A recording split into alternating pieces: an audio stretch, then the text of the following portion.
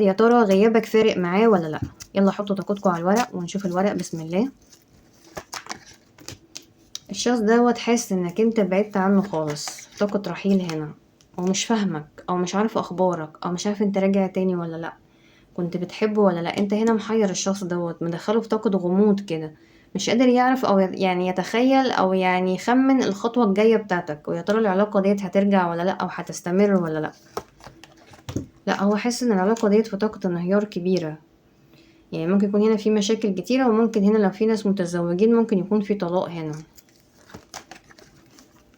الشخص دوت بيحاول يقوي قلبه كده، لان هو فعلا مش قادر يستغنى عنك بجد، يعني قلبه موجوع قوي على فراقك، لانك انت حد مميز جدا بالنسبة له. انت بالنسبة له كل حاجة في حياته، وفرة كبيرة ملهاش اول من اخر.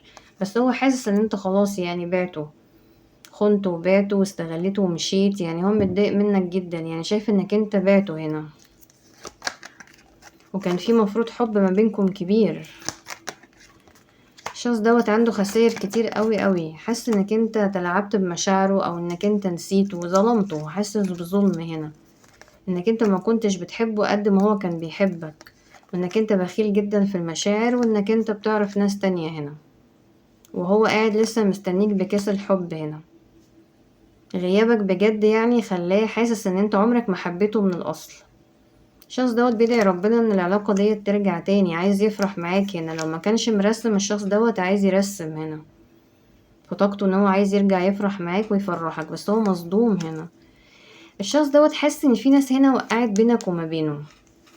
الناس هنا اللي انت مثلا ممكن يكونوا اصدقاء بقى، اهل، قرايب، كلام من ده، وحاسس هنا في توقيع هنا، هو قلقان ومتضايق، حاسس ان في حد هنا نقلك كلام، بوظ العلاقة ديت، تدخل بكلام مش حقيقي، وصل لك كلام ما حصلش.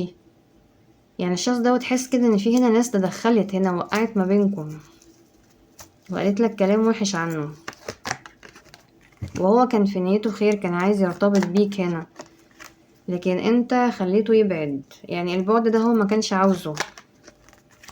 هو بجد الشخص دوت مش عارف يعمل ايه، متعلق بيك جدا، وحاسس يعني ان الدنيا بايظة خالص بينك وما بينه، مش عارف يرجع العلاقة ديت تاني.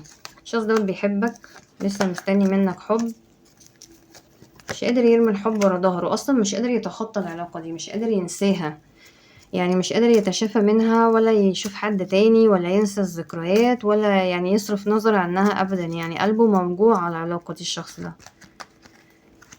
رافض جدا انك هربت كده من العلاقة دي، يعني حتى لو انت سبت العلاقة دي هو عايز يعرف طب ايه اللي حصل او عمل لك ايه.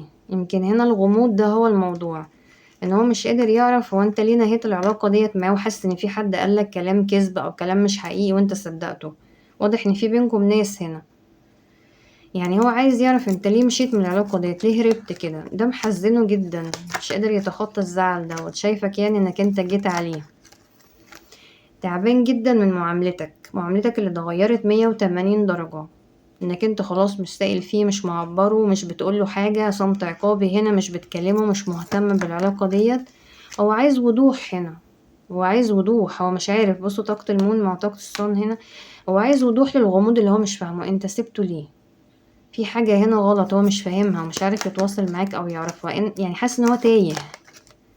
هو بيحبك جدا، متمسك بيك وعايزك، وانت نهيت العلاقة، طب ايه السبب؟ هو متعلق بيك لسه، بس شايفك ولا فارق لك هنا، ولا فارق لك.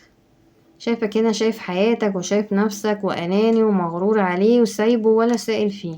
انت تعبه جدا، بيراقب وعايز يعرف اي حاجة، عايز يعرف اي حاجة عن اخبارك، عايز يعرف هي العلاقة ديت ليه حصل فيها كده، يعني ليه انت بتبصله ببصة اقل من اللي انت كنت متعود تبصها له، يعني كأن يعني كل حاجة اتغيرت ما بينكم فجأة، كأن يعني فجأة كده بقت واحد تاني عليه، ما كانش في حاجة حصلت هنا، كأن يعني حصل مثلا خلاف صغير فتلككت له.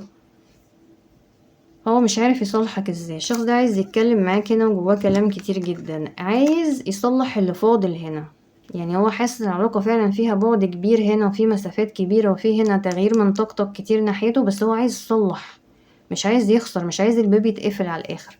هو عايز دلوقتي تكونوا مع بعض تاني، هو رافض هنا الرحيل. بجد الشخص دوت مقيمك هنا ومقدرك جدا، ومش عارف انت ليه طلعته من حياتك بالمنظر ده. عايز معاك بدايات جديدة بس مش شايف منك حاجة، يعني شايف ان انت ولا مهتم ولا مهتم اذا كنتوا تبقوا مع بعض ولا ما تبقوش. هو اللي لسه بيحبك وكان فاكر ان في حب هنا، بس هو مش عايز مشاكل، مش قادر يتخيل ان انت ممكن تكون كنت بتتلاعب بالمشاعر بتاعته ديت، وهو كان عايز فعلا يرتبط بجد.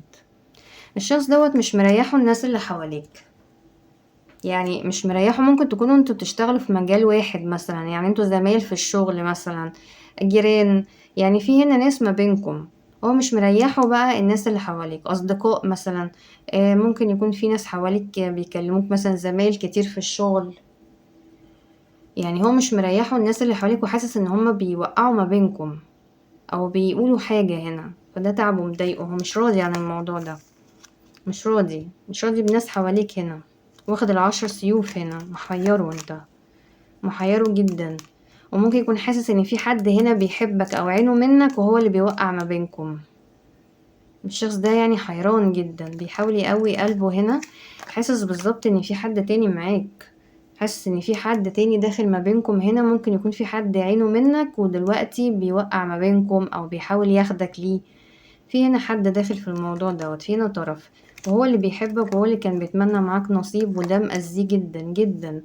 واخد ال9 سيوف بسبب كده، مشاكل جواه، صراعات فظيعة هنا ومشاكل كتيرة. ممكن يكون في حد هنا في الطاقة ديت، يعني مثلا حاسس ان جايلك حد هنا يرتبط بيك احسن منه ماديا. يعني ممكن يكون مثلا الناس ديت اللي حواليك اهل مثلا، عايزين حد هنا هو يعني ماديا احسن، لان في شخص هنا هو ماديا كويس او بيشتغل في مجال كويس، فهو خايف تكون مش من نصيبه، خايف يكون عندك اختيار تاني هنا. الاهل مثلا جايبين لك حد هنا بجد، يعني هو حاسس ان الموضوع توكسيك جدا، يعني وحاسس ان في هنا مشاكل، مش قادر يبطل تفكير فيك، مش قادر على المسافات والحدود. وممكن في هنا بلوكات، ممكن يكون في هنا خلاص كل واحد في حاله. هو ماسك عليك وشايفك انك انت مش مختاره دلوقتي، بقى بالنسبة لك طرف قديم خلاص خلص، وعندك طرف جديد بقى. ده عامل له عدم توازن. الشخص ده هيتجنن عليك بمعنى الكلمة، هيتجنن عليك، مش عارف يعيش، مش عارف يتعامل، مش عارف يفهم هو فيه ايه وايه اللي غيرك. يا ترى شفت غيره؟ يا ترى انت حبيت غيره؟ يا ترى مثلا في فرصة احسن منه قدامك فانت متغير عليه؟ يا ترى اهلك مثلا جابرينك على جوازة او جايبين لك حد؟ فيه هنا حاجة مخليه مش عارف يفكر، مش عارف يتوازن هنا، بجد مش قادر يطلع الكلام ده من دماغه، تعب من كتر التفكير هنا. بس شايفك انطلقت، يعني هو شايفك مش فارق لك اصلا الموضوع، يعني انت جريت ورا حالك وجريت ورا مصلحتك واتصرفت بطريقة عيالي جدا. ده طاقات البيج كلها ورا بعضها، يعني شايفك انك انت رميت حبه كده على اخر ايدك ورحت تشوف حياتك ومصلحتك، وهو مش قادر ينساك، هو بقى اللي مش قادر ينساك. شايفك بتتصرف بطريقة طفولية هنا، واتغيرت عليه فعلا، ومش مبين له حب خالص ولا كأن كان في بينكم حاجة. هو بيفكر دلوقتي الشخص دوت بعقل جدا ان هو فعلا ما كانش عايز حد غيرك هنا في ارتباط، لكن شايف تغيير كبير في الطاقة، شايف تغيير كبير، وحاسس ان انت هتخش بشكل اجتماعي جديد وتتجوز هنا. حاسس ان مش هو الاختيار هنا، وده مجننه كسر قلبه هنا. الشخص دوت عايز يجري ويصلح العلاقة ديت في اسرع وقت ممكن، مش قادر يستغنى عنك، ومش عارف انت اتغيرت عليه كده ليه. قلبه مكسور فعلا من الطريقة ديت. الشخص دوت يعني هيتجنن ويجي يصلح الدنيا ويعمل مجهود كبير في العلاقة ديت، سواء بقى عاطفي سواء مادي، يقدم لك حاجات جديدة، ياخد خطوات لو ما كانش اخد خطوات. الشخص دوت مش قادر يستغنى عنك، وحاسس ان انت هتطير وتتخطف من ايده. اتمنى لكم السعادة جميعا، وشكرا لحسن المتابعة، واشوفكم ان شاء الله في فيديو جديد.